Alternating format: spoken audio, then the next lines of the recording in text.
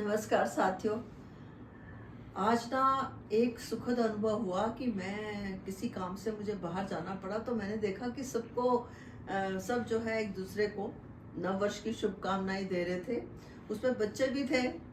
तो मुझे लगा कि ऐसा एहसास हुआ कि हम शायद अपनी संस्कृति और सभ्यता से दोबारा जुड़ रहे हैं। और हम विक्रम संवत का पंचांग है हमारा, तो उसके अनुसार हम जो है 2081 में प्रवेश कर चुके हैं। तो आप सबको बहुत बहुत शुभकामनाएं नव वर्ष की, जो हिंदू पंचांग के अनुसार है। और इसके साथ साथ जो है नवरात्रे भी हैं, तो माँ की कृपा आप सब पे बनी रहे, किसी तरह का कष्ट जो है आपको ना हो, यही मेरी जो है वो कामना है।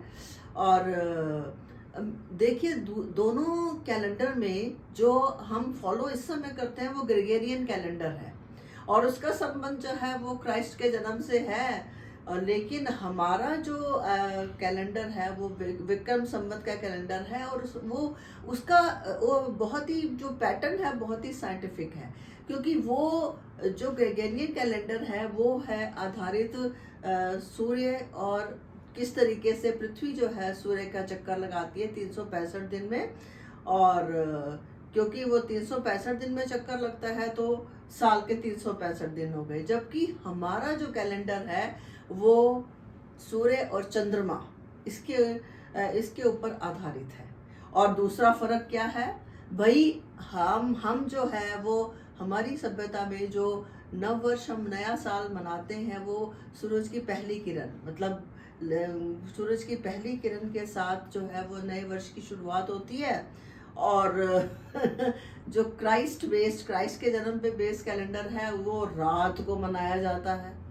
और फिर हमारा देश है वो बहुत सारी सांस्कृतिक विभिन्नताएं लिए हुए हैं, बहुत ज़्यादा रिच कल्चरल हेरिटेज है। तो हर प्रदेश में अलग अलग तरीके से ये खुशी मनाई जाती है। अब जैसे देखिए, पंजाब में बैसाखी, और आपका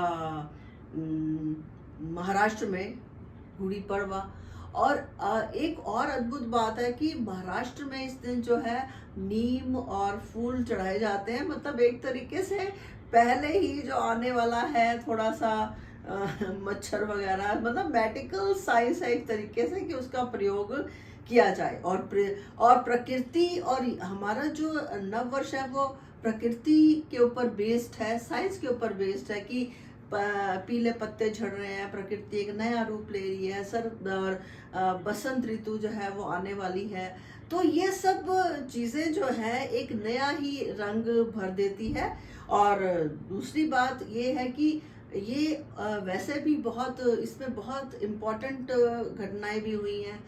गुरु अंगद देव जी का जन्म भी आज के दिन ही हुआ था। फिर आर्य समाज की स्थापना भी आज के दिन हुई थी। बहुत पावन जो है वो दिवस है।